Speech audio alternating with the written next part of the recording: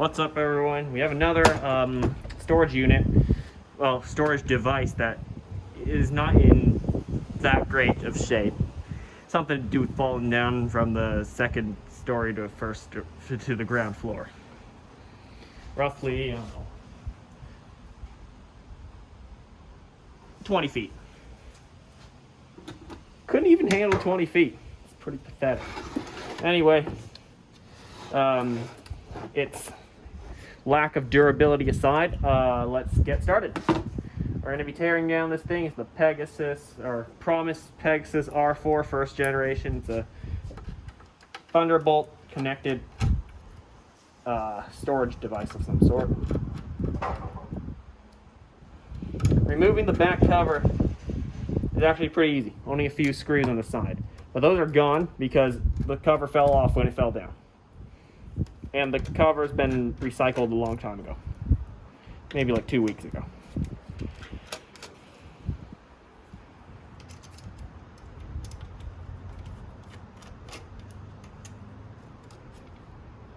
Okay.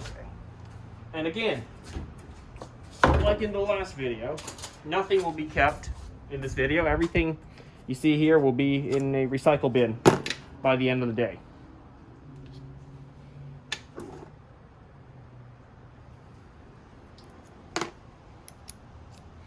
Although I will be keeping a couple things that I find useful.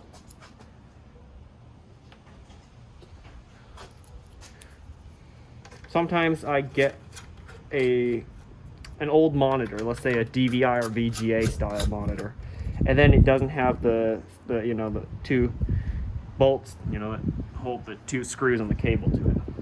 You know what I'm saying. And I have to get them from somewhere, so I pick them off of these. There's probably more screws on the bottom. Yep, as I thought. Have my iFixit toolkit right down there. You don't see it because it's on the other shelf of this shelf. But it has every tool I need to take apart pretty much anything. Highly recommended if you're into repairing stuff. Don't need that. Okay, what to remove first? This looks riveted shut. I'm not sure. Maybe these are the screws I'll need to take out to separate this top half from this bottom half. We'll see. Because it seems like the motherboard is on the top half and the rest of it is on the bottom. Yeah, it looks like it. 4 screws. 2 up here too. If I remember, I'll link the toolkit in the description. If not, comment and I will. Leave a comment telling me, hey, you forgot to link the toolkit. And I'll do it. Okay, this is actually very interesting. I'll get to it in a second why it's so interesting. After I remove these pretty heavy looking cables. That looks like a PCIe slot that connects this thing that interfaces with the hard drive to the motherboard. We're definitely going to see what CPU it's got. It's got a bit of Hynix memory here. Quite a bit. This looks to be like a flash storage chip, and it looks like it's got room for something else here that they didn't install. Something else here looks important. And yeah, this interfaces over Thunderbolt to the computer. Get back to that in a second. Let's remove the fan. It's got an interesting story. Not very interesting, just quick, So, yesterday, wanted to have some fun with a new power washer I got. Not really new, just haven't used all that much. So, I hooked it up and sprayed water through this thing because I know I wasn't going to keep it anyway. So, it broke off a fan blade. Although it did better than the Buffalo Terra station that I just also took apart, which shredded the entire fan. Oh, 2 fan blades came off, only 1. Interesting. Where'd it go?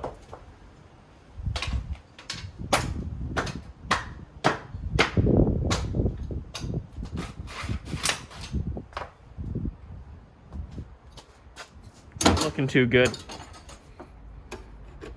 Anyway, let's get to the power supply.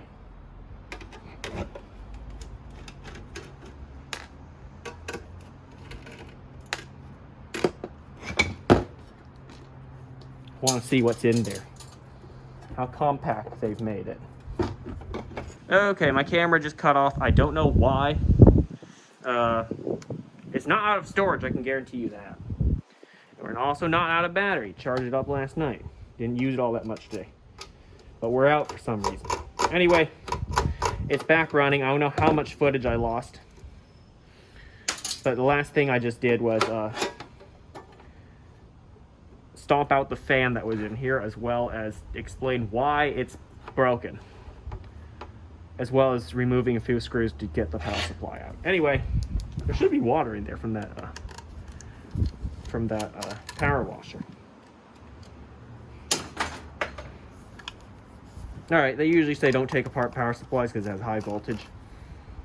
Not sure if it has any voltage. It hasn't been powered up in like a week, as well as it's been wet. So I would think that all the voltage is either shorted out on its own or gone. Don't take my word for it. I'm not an electrician. Stay safe out there, kids.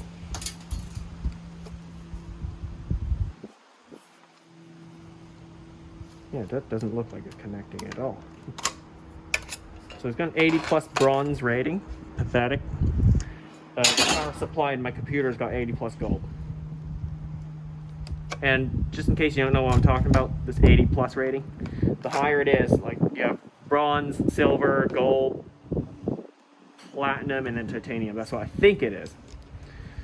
And the higher it is, the better. I built a computer the other year that had a 1600 watt 80 plus titanium in it. Actually, I haven't built anything with an 80 plus platinum. Okay, so the fan should still be removable somehow. Yeah, I'll get to it later. First, let's address this thing. It's completely destroyed.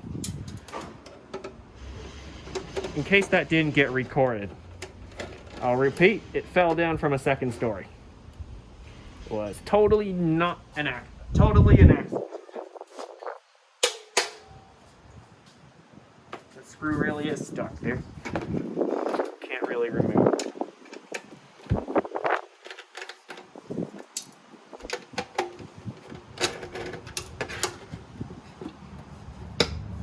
It was totally an accident, not just me rage quitting on this thing when it wouldn't hook up to my Mac Mini. Because it's an outdated standard.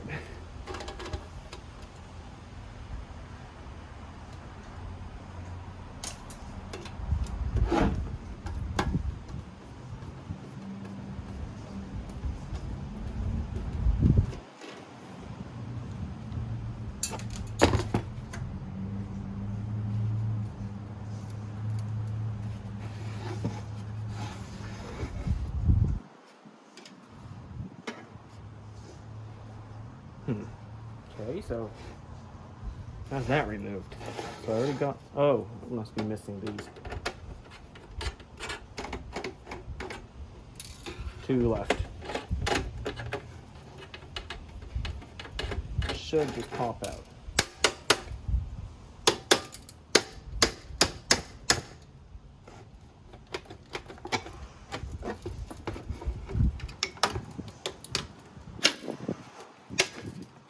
There aren't any other screws, and you wouldn't have to peel off the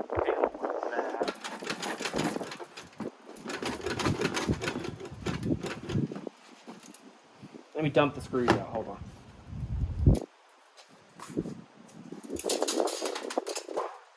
Oh, there's one more. How did I not see that?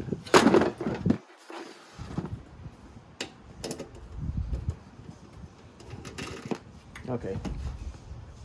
Don't forget that one. There it is. Okay, so the front panel contains a couple lights to show that the Thunderbolt is working, because it does talk to the computer over Thunderbolt.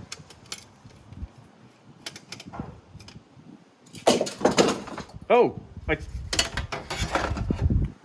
tossed that one on accident.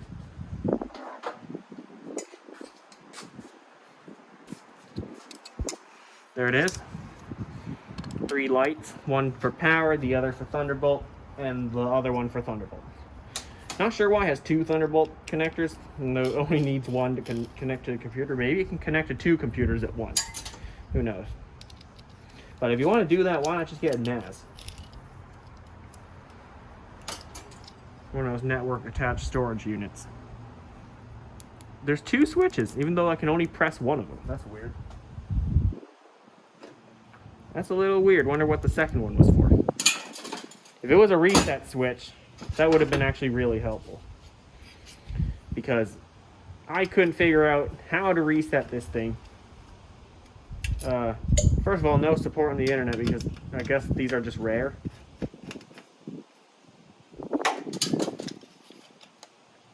And just cooling vents, but it's blocked off. Interesting choice. They could have used that for another fan or something. Alright, currently here just removing that plate.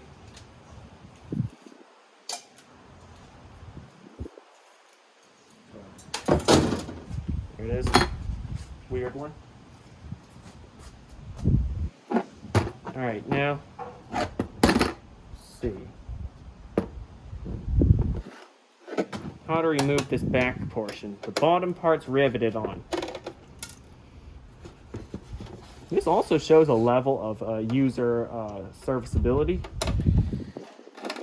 because of these pegs right here, as you can see. If I remove that, that's all you need to do to take this whole part off. And everything's using just Phillips head screws. Or is it? I think so. Pretty sure everything just uses Phillips head. And I couldn't figure out how to get it to work with my PC. Interesting issues there. Okay. There's the SATA connector. This weird, really thick rubber piece here. Okay. Now that I have this out, show you how it connects. Kind of like that, just like connecting a PCIe device to a computer, if you've ever done that. And smart of them to cut holes in this instead of just fill it for cooling, you know? Yeah, but there you go. Let's see what else we can remove. Yeah, pretty much nothing else. It's riveted the rest of the way.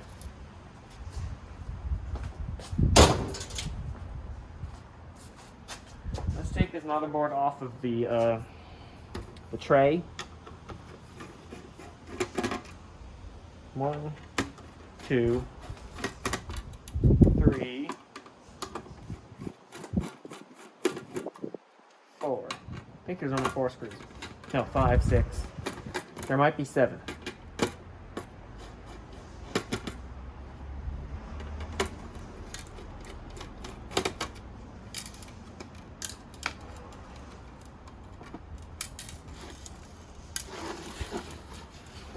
Here's number 7.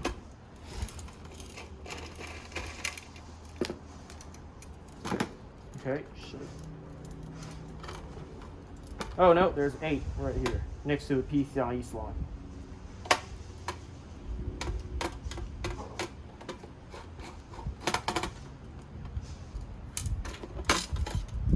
And that's it, finally. This would make a pretty nice addition to my wall. It's not too bent. Interesting piece of aluminum holding the Thunderbolt ports properly. Here's a close-up of the motherboard in case you'd like to see it. These remind me of standard motherboard parts for, like, you know, normal computers. Of course, that. Alright, I want to see what CPU it's got. Actually,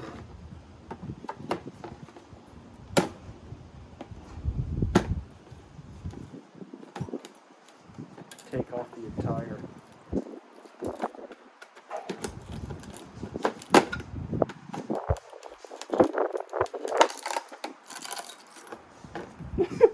The whole slot came off. You don't want this to happen on your computer's motherboard.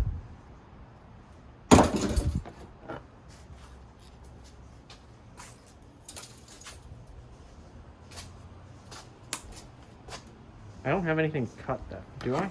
Maybe I do. Let's see.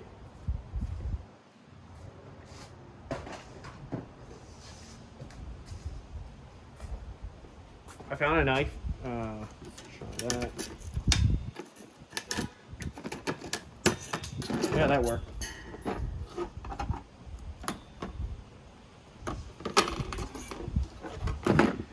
Other side, something similar, I guess. There it goes. To the middle of nowhere. And then, yeah, so pretty typical looking heatsink. Pretty smaller device. You find these in like routers and stuff. And then CPU, let's find out what it is.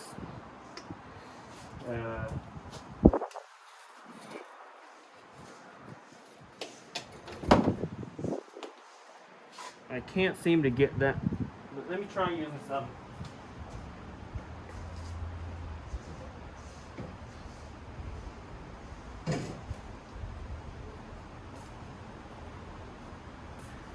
hand sanitizer, see if I can dissolve the stuff there.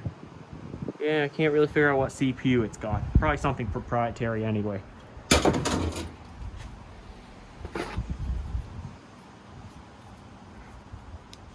Okay, so onto the power supply.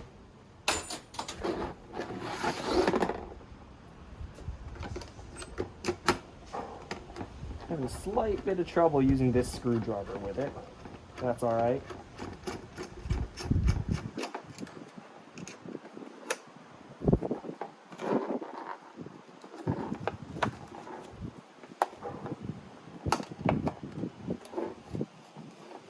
I also ran the power washer through this fan as well, but did not shatter itself, so I guess they did a better job designing it. Good job to whoever designed it. It survived the power washer.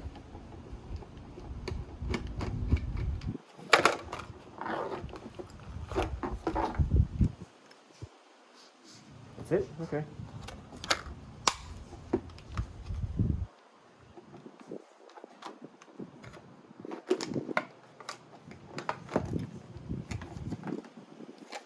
Oh, are there any more screws? Doesn't look like.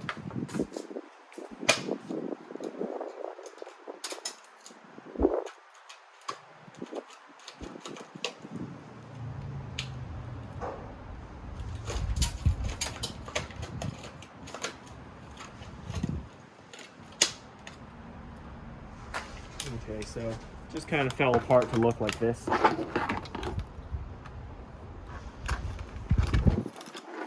This fan looks to be in decent shape. I can try powering it up. It's an ADA model of some sort. 0.1 amps. We're going to be putting in like, I don't know, a lot of volts. And here's the power supply itself. Looks alright. Very compact. Not sure what form factor it is. Let me know if you know in the comments. So there it is. Thanks for watching. Hope you enjoyed it. Like, comment, and subscribe, and I'll see you next time.